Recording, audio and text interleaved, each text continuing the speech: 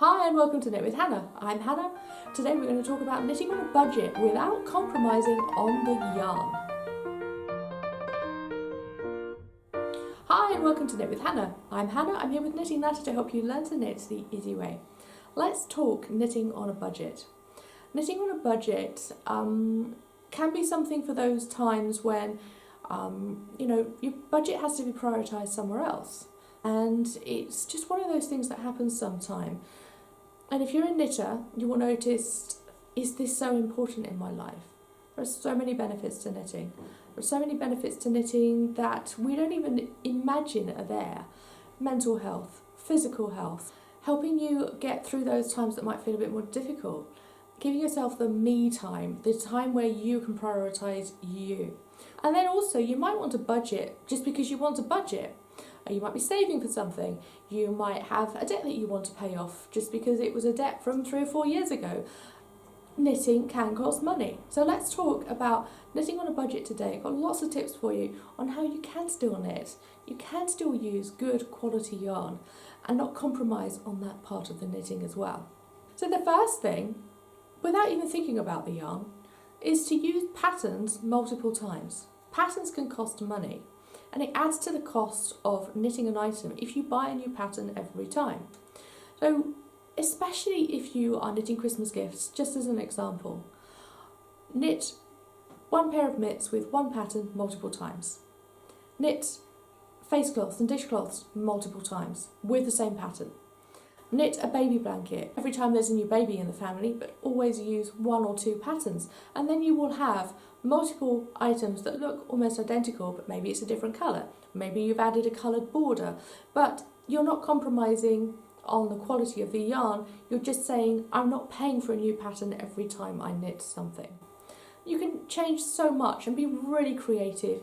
Use the same pattern, just change little things about how you knit it. You'll be really happy with what you end up with and you'll really still be able to knit.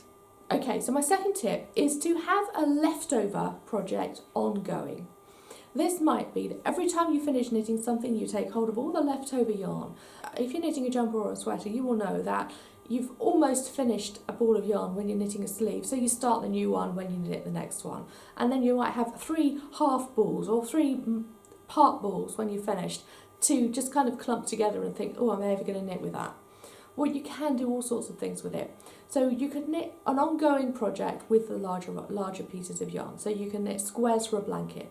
You can knit multiple pairs of stripy socks or stripy mitts for Christmas presents. And this you can think of as an ongoing project that you know will work for you in the long term. Lots of squares for blankets with all of your leftovers means that you're still knitting. You're still continuing to knit, you're still continuing to keep stitches on your needles, and you're not having to go out and buy new yarn just because you finish with something and that stash yarn, that leftover yarn, just goes in a box. Use it, and use it immediately. Then you will spend more time knitting before you purchase new yarn. Now this is a great one, and it seems so simple. Knit with thinner yarn. Isn't that easy?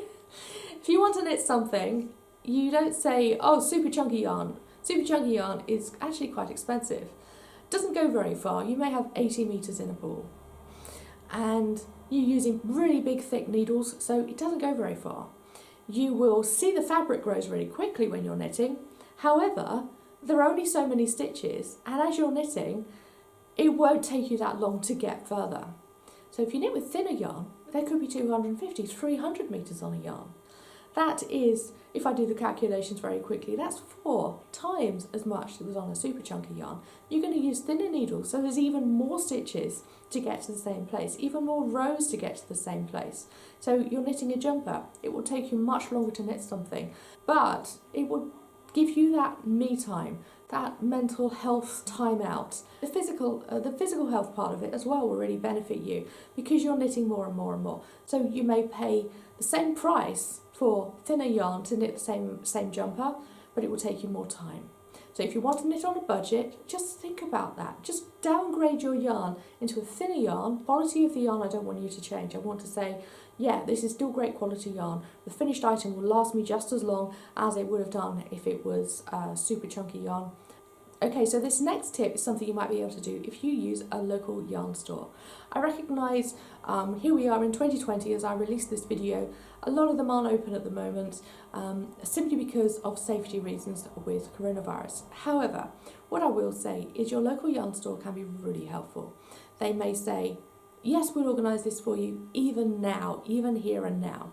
But a lot of the time I know local yarn shops that will say, you're on. I will buy 6 balls of yarn because that's what you need for your finished jumper. You come in every 2 or 3 weeks and you purchase the next ball of yarn. There you are. You're budgeting over time rather than having to pay all at once for all of the yarn. Keep going and they will maybe ring you up if you're taking longer to ask, say, do you still want this yarn? Is the project still going? How are you getting on?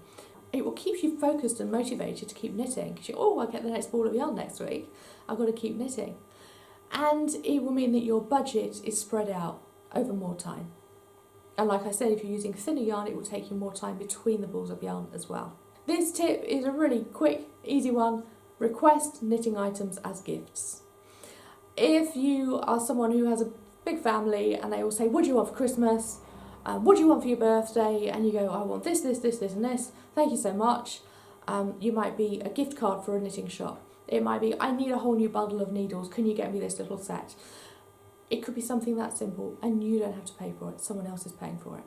And you can get them to purchase specific yarn for you. Or like I said, a gift voucher to get that yarn or a knitting kit or something like that. Just let people know that you're in need of this, that it's really what you want at this time in your life. You're really getting on with your knitting and really enjoying it, and they'll go, you're on. That can be your Christmas present, that can be your birthday present, or I'll just gift it to you because I love you. That's a really quick win. It's saying, I don't even have to pay for it. I'm knitting on a budget, someone else will pay for it. I love this one, and it's a big part of who I am anyway. I teach about this all over the channel, so do go and have a look at my other videos. Sell every other item. Everything that you knit, you don't have to keep for yourself. You can sell items as well. You might have an Etsy shop. You may just sell to your friends. You may take commissions from friends. They say, I loved that blanket that you knitted for your nephew. Can I have one? My sister's about to have a baby as well. So you can then say, yeah, okay, right, pay for the yarn up front. I'll knit it for you, and then you give me more money when I've finished. There you go, organised. And then that extra money that you've made as profit, you can say, I like this, I can go and buy yarn for myself. And then make it known. Just mention it on your Facebook page, on your Facebook profile. Just all sorts of things can just be kind of filtered out. Your friends will tell other people. Word of mouth can do an amazing thing for this kind of hobby and entrepreneurship as well. Just more people know, more people will ask you for what you knit. More people will say, I want us to commission something too, and you can start knitting not just for yourself but for other people as well and get paid for it. I've got lots of tips for you over in the Profitable Knitting playlist, so do go and have a look. I will put the link in the description below. And this is about selling as well, this last tip. So this last tip is go through what you have in your knitting collection regularly. If it's every 3, 4, 5, 6 months or even just every year, sell your yarn that you haven't used. Sell the pattern books that you haven't used. Pattern books can actually sell for quite a lot because they're sought after if you've bought them and you haven't really used it. So definitely take note of what you have that you're not using and sell it. Then you will have the money to go and use as part of your budget for new yarn that you will use and that you will want to knit from. Okay, and I have a bonus tip for you, and I realised that wasn't the last one. Knit from previously knitted items. You're going to have stuff in your wardrobe that you haven't worn for ages, maybe that you knitted for yourself. Maybe that you knitted for your children that's now too small for them. Sit there, take time to unravel it, create new balls of yarn and knit from it. This is a really great tip, and you can even sit there with the jumper unravelling in front of you as you're knitting. How does that feel?